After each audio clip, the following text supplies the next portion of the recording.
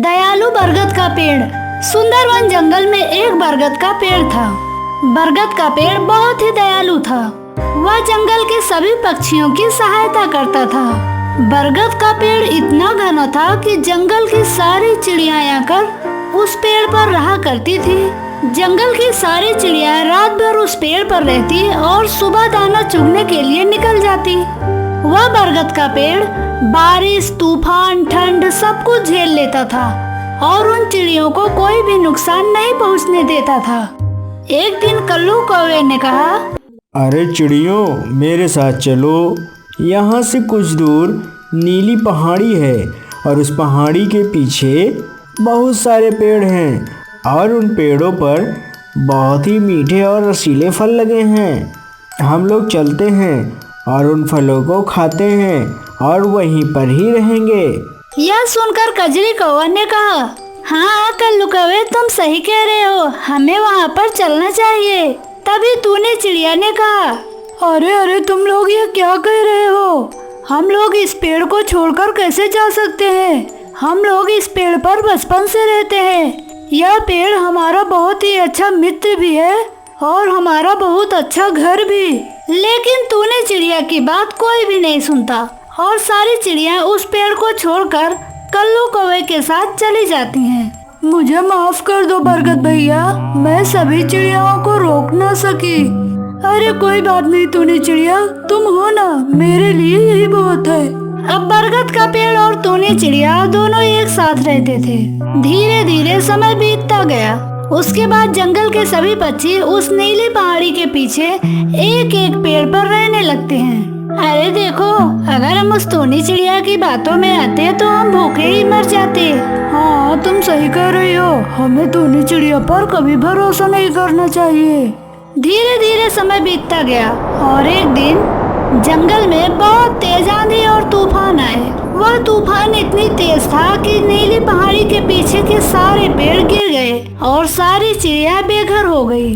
सारी चिड़िया एक दूसरे के पास आती हैं और एक दूसरे से कहती हैं, अरे अरे मेरा घर तो गिर गया, अब मैं कहाँ रहूंगी? हाँ, तुम सही कह रही हो, मेरा भी घर गिर गया।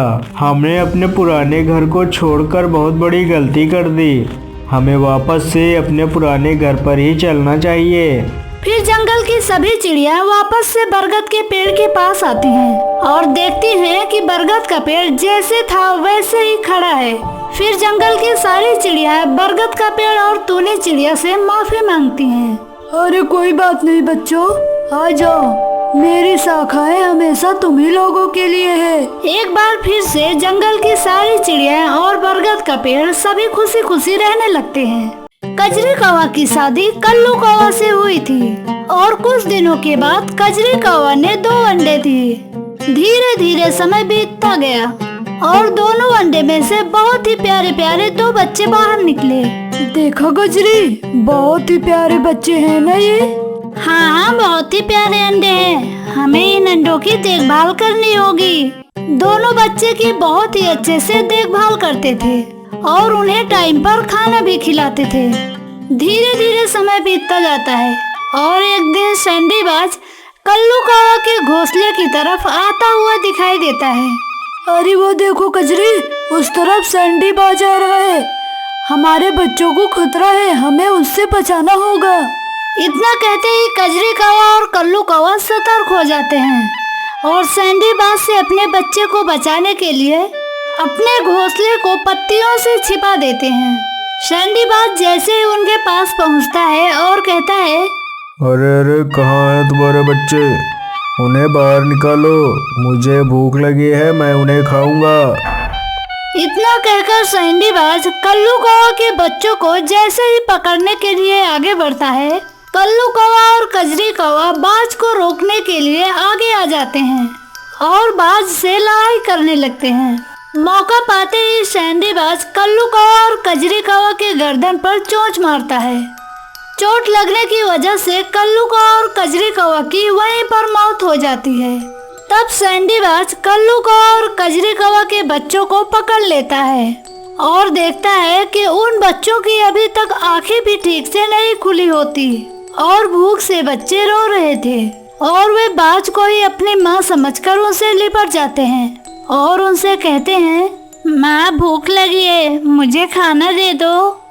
बच्चों को देखकर सैंडी बाज को दया आ जाती है और वह उन बच्चों को पालने की सोचता है और उन्हें लेकर अपने घर की तरफ चला जाता है।